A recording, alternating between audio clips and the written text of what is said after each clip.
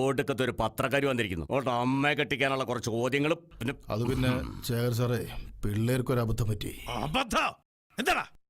അവന്മാര് ഫോളോ ചെയ്തതാ, പക്ഷെ ഏതൊരു നാരികളെ രക്ഷിച്ചു. ഞാനാണ് വായി തോന്നി വിളിച്ച് പറയുകയും ചെയ്തു. ഗുണ്ട ഇവിടെ തനിക്ക് ഇതിന് നല്ല ചെരക്കാൻ പോകുന്നു അല്ല. അപ്പൊ അവളുടെ കയ്യിലുള്ള ടേപ്പ്, ദൈവമേ, ഇപ്പൊ ചാനലിൽ കാണാൻ ന്യൂസ് വന്നു കാണുമോ? ടേപ്പ് കിട്ടിയിട്ടുണ്ട്, പെണ്ണ് മാത്രം മിസ്സായിരുന്നു. ഭാഗ്യം, പെണ്ണ് മാത്രമല്ലേ മിസ്സായിരുന്നു. ഇവിടെ ഏതാണ് എനം? ഇതിനു മുമ്പ് ഇവിടെയും കണ്ടിട്ടില്ലല്ലോ എന്നെ. അത് നമ്മുടെ മരിച്ചുപോയ ഗോപാലേട്ടന്റെ മോളാ. ആര്? നമ്മുടെ പത്രം ഗോപാലേട്ടന്റെ. മൂപ്പര് പള്ളക്കാരോ കത്തി കുത്തി കയറ്റിയതാ. അതെന്തിന്? മൂപ്പര് പത്രത്തിൽ സത്യം മാത്രം എഴുതൂ. അത് നമ്മള് രാഷ്ട്രീയക്കാർക്ക് പിടിക്കോ? ഏടോ വടി പോലെ അലക്കി തേച്ച ഈ കതർ ഷർട്ടും കക്ഷത്തിൽ ഒതുങ്ങാത്തൊരു ഡയറിയും തൂക്കി നടക്കുന്ന തന്നെ പോലുള്ള ചെറുപ്പക്കാരാണ് ഈ രാഷ്ട്രീയക്കാരുടെ പേര് മുഴുവൻ ചീത്തയാക്കുന്നത്. എടാ, ഈ ഖദർ ഷർട്ടിന് പകരം നല്ല റേമണ്ടിന്റെ തിളങ്ങുന്ന ഷർട്ട് കിട്ടും, പിന്നെ കയ്യിലൊരു ലാപ്ടോപ്പും. അതാ ഇപ്പൊ ന്യൂ ജനറേഷൻ സ്റ്റൈല്. എവിടെ നിന്ന് വരുന്നത്? അതെങ്ങനെയാ? ഞാൻ കരുതി ആ പെണ്ണിനെ പിടികിട്ടി കാണുമെന്ന്. വെറുതെ ഒരു ഗുളിക കഴിച്ചത് വേസ്റ്റ് ആയി പോയി. ഒന്ന് നിർത്തപ്പാ. ആ പെണ്ണിനെ കിട്ടിയിരിക്കണം. തന്തേ കൊന്നതുപോലെ അവളെ കൊന്നിട്ടുണ്ടാവണം. മനസ്സിലായോ? ക്ഷമിക്കണ സ്വഭാവം ഈ ശേഖരനില്ല. ഇപ്പൊ ഏറ്റവും യുഗമല്ലേ, കുത്തിയ ഉടനെ തന്നെ കിട്ടും. കിട്ടണം. കിട്ടും, കിട്ടിയിരിക്കും. നമ്മളിപ്പോ ശ്രദ്ധിക്കേണ്ട ചന്ദ്രനിലും സൂര്യനിലുമാ. ചന്ദ്രുവിന്റെ പെങ്ങളുടെ മരണം അവരുടെ ഇടയിൽ ആ ഒരു വിള്ളൽ വീഴ്ത്തിയിട്ടുണ്ട്. ഇത് നമ്മൾ മുതലാക്കണം. ആദ്യം അവര് തമ്മിൽ തല്ലിച്ചാവട്ടെ. അതിന് നമ്മൾ എന്താ ചെയ്യേണ്ടത്? നല്ല ഉശിരുള്ള ആമ്പിള്ളേര് വാടകയ്ക്ക് എടുക്കണം. തീർത്ത് കളയാൻ പറയണം രണ്ടിനെയും. വിഡിത്തിനെ എഴുന്നള്ളിക്കാതെ ജോയി പറഞ്ഞ എന്റെ ശരി. ചേരി മുഴുവൻ അവരുടെ പുറകെ ഉണ്ടെന്ന്. അത് മാത്രമല്ല, അധികാരം നമ്മുടെ ഉണ്ടോ? ഇല്ലല്ലോ. ആ പട പേരിന് പറയാൻ ഒരു വ്യവസായ വകുപ്പുണ്ട്. അത് മറക്കണ്ട. കളി ഞാൻ കളിക്കും. സാറന്മാര് കളി കണ്ടാൽ മാത്രം മതി. രണ്ടിന്റെ ഇടയിലേക്ക് ഒരു തീപ്പെട്ടി കൊള്ളി. ഭൂമെന്ന് കത്തിയാലും ശരി, ഇല്ലെങ്കിലും ശരി, നിന്റെ അവസാനത്തെ അവസരമായത്. പറഞ്ഞ മനസ്സിലായല്ലോ? തോക്കുന്നവർക്ക് പറഞ്ഞിട്ടുള്ള അല്ലേ ഈ ഭൂമി. അവര് ഭൂമിക്ക് ഭാരവാ.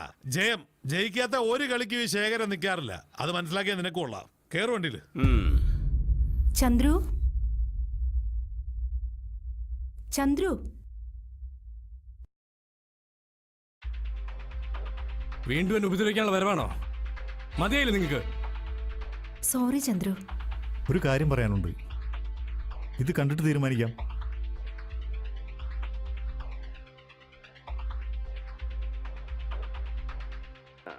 ഇലക്ഷൻ കഴിഞ്ഞ് പോയിട്ട് പിന്നെ താനിങ്ങോട്ട് ആദ്യമായിട്ട് വരില്ലേ?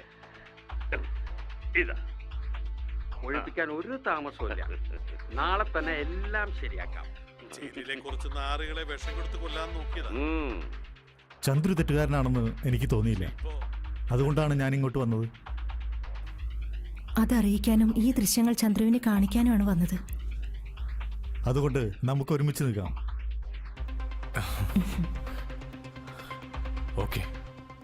ആ ചന്ദ്രു, വാ, ഇരിക്കി. വാ, ഇരിക്കി. വേണ്ട, കിടന്നോ. എല്ലാം ഉപേക്ഷിച്ച് നന്നാവാൻ തീരുമാനിച്ചതാ. കിടക്ക. അതിനും സമ്മതിക്കില്ല.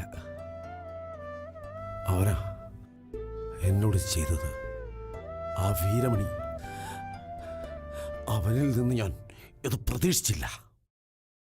സാരില്ലടാ, എല്ലാം ശരിയാവും. നീ കിടന്നോ. ഒന്നുമില്ല. സാരമില്ല.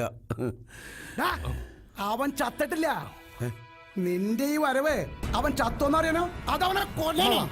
നീ മിണ്ടരുത്. കൂടെ നടന്ന് ഇവനെ ഉപദ്രവിക്കുമെന്ന് കരുതിയില്ലടാ.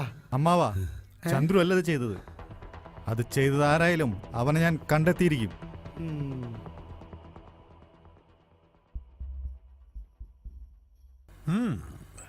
സുരൻ, പോലീസ് സുരൻ, നീ പറഞ്ഞപ്പോ ഞാൻ ഇത്രയും പ്രതീക്ഷിച്ചില്ല അല്ലേ?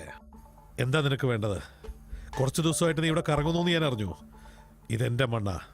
ഇവിടെ കാല് കുത്തണമെന്നുണ്ടെങ്കിൽ എന്റെ അനുവാദം. ശേഖരൻ സാറിന്റെ അച്ഛക്ക് സ്ത്രീധനം കിട്ടിയ വകുപ്പിലാണോ ഈ മണ്ണ്? സുരനെ ഏത് മണ്ണും ഒരുപോലെയാ. കാല് കുത്തണം എന്ന് വെച്ചാ കാല് കുത്തും.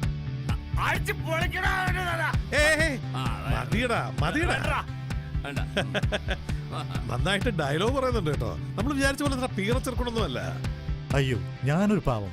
എന്തിനാണാവോ അങ്ങൊന്ന് വിളിപ്പിച്ചത്? എന്തൊരു പാവം അല്ലേ ജോയി?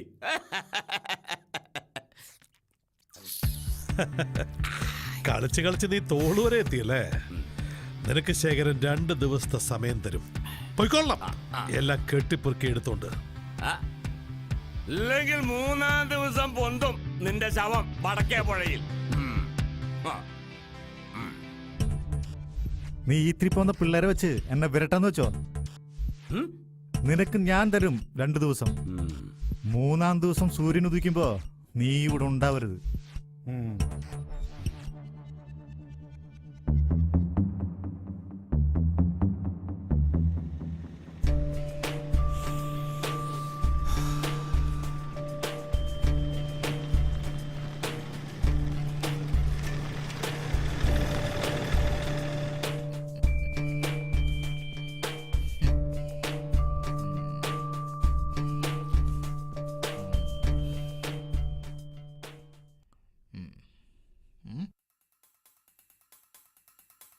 ഇത് പറഞ്ഞതിലും കൂടുതൽ തുകയുണ്ടല്ലോ ജോയേട്ടാ. നീ ചെയ്ത ജോലി അല്പം റിസ്ക് ഉള്ളതാ, അപ്പൊ കൂലിയും കൂടും. ഓഹോ, അപ്പൊ ഞാൻ ഊഹിച്ച പോലെ തന്നെ. ജോയേട്ടാ, നിങ്ങൾക്ക് വേണ്ടി ഞാൻ പല പണികളും ചെയ്തിട്ടുണ്ട്. പക്ഷെ ഇത് ഒരു തലമുറയിൽ തന്നെ നശിപ്പിക്കുന്ന ഈ പണി ഞാൻ ചെയ്യില്ല. നീ അല്ലെങ്കിൽ 10 പേരെ കിട്ടും. ഞങ്ങൾക്ക് വേണ്ട എന്നല്ല, ഈ കോളനിയുടെ പരിസരത്ത് താരി പണി ചെയ്യില്ല. അതിന് ഞങ്ങൾ അനുവദിക്കില്ല. നീ എന്താ പേടിപ്പിക്കുക? പേടിപ്പിക്കുന്ന ശീലം ചന്ദ്രനില്ലെന്ന് ജോയിക്ക് അറിയാലോ. ഗുണ്ടകൾ തമ്മിലുടക്കിയ അതിലൊരു ഗുണ്ടയ്ക്ക് ആയുസ് കുറയും. അത് ഗുണ്ടകളുടെ നിയമം, ഓർത്തോ. ഉമ്മാക്കി കാണിച്ച് ചന്ദ്രനെ നീ പേടിപ്പിക്കല്ലേ.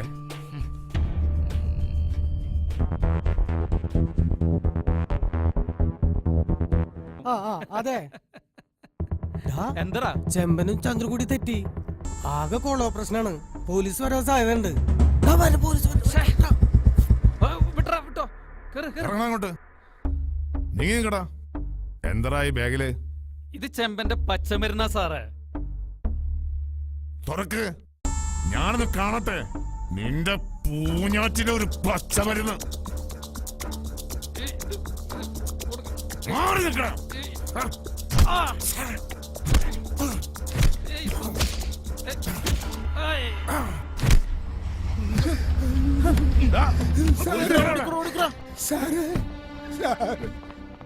എവിടെടാ നിന്റെയൊക്കെ നേതാവ് ചെമ്പൻ ജോയി?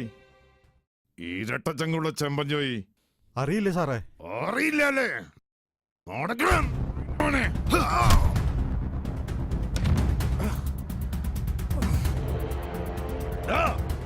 നിന്നെ പൂട്ടാനുള്ള ചങ്ങലുമായിട്ടാണ് ഞാൻ നടക്കുന്നത്. നീ കുറച്ചു നാളായി പൊളച്ചു തുടങ്ങിയിട്ട്.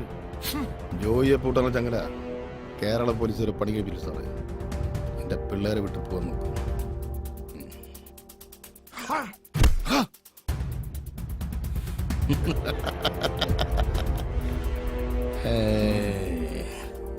ഇത് ഞാൻ നിനക്ക് വേണ്ടി പ്രത്യേകം പണി കഴിപ്പിച്ചിട്ടുള്ളതാ.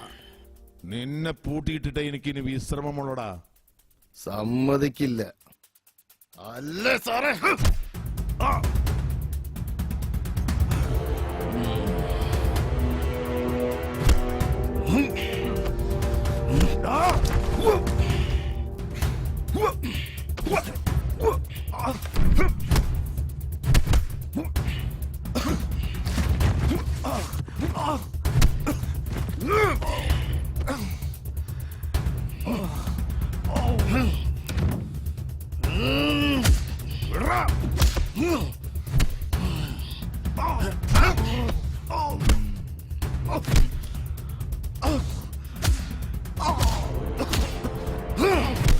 പറഞ്ഞിട്ടില്ലടാ എന്റെ നേരത്തെ വരരുതെന്ന്. നീ ഇപ്പൊ ജയിച്ചു പോയിക്കോ. നിന്നെ ഈ നാട്ടുകാർ പട്ടിയെ പോലെ തല്ലിക്കൊല്ലുന്നത് ഞാൻ കാണൂടാ. മുൻ മന്ത്രി സുധാകരനും ശേഖരൻ ബിൽഡേഴ്സ് ഉടമ ശേഖർ മേനോനുമായി ആരംഭിക്കുന്ന കാർബൈഡ് കമ്പനി അഴിമതിക്ക് വേണ്ടി വ്യവസായ മന്ത്രി കുഞ്ഞുമൊയ്തീൻ സാഹിബിന് 100 കോടി കൈമാറുന്ന ദൃശ്യങ്ങളാണ് നിങ്ങൾ കണ്ടുകൊണ്ടിരിക്കുന്നത്. പ്രസ്തുത കമ്പനിയിൽ നിന്നും പ്രവഹിക്കുന്ന മാരകമായ റേഡിയേഷൻ നിമിത്തം ഭാവി തലമുറ തന്നെ നശിച്ചേക്കാമെന്നാണ് പരിസ്ഥിതി റിപ്പോർട്ടിൽ പറയുന്നത്.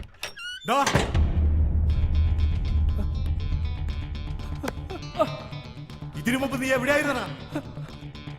പറയടാ, നിനക്ക് സുഖിച്ച് ജീവിക്കാൻ പണം എവിടെ നിന്ന് കിട്ടി? ജോയിയാ ചെയ്തത്. അയാൾക്കൊപ്പമായിരുന്നു ഞാൻ ഇതുവരെ. എന്തിനു വേണ്ടി നിനക്ക് അവൻ പണം തന്നത്? എന്നെ ഒന്നും ചെയ്യരുത്, ഞാൻ പറയാം.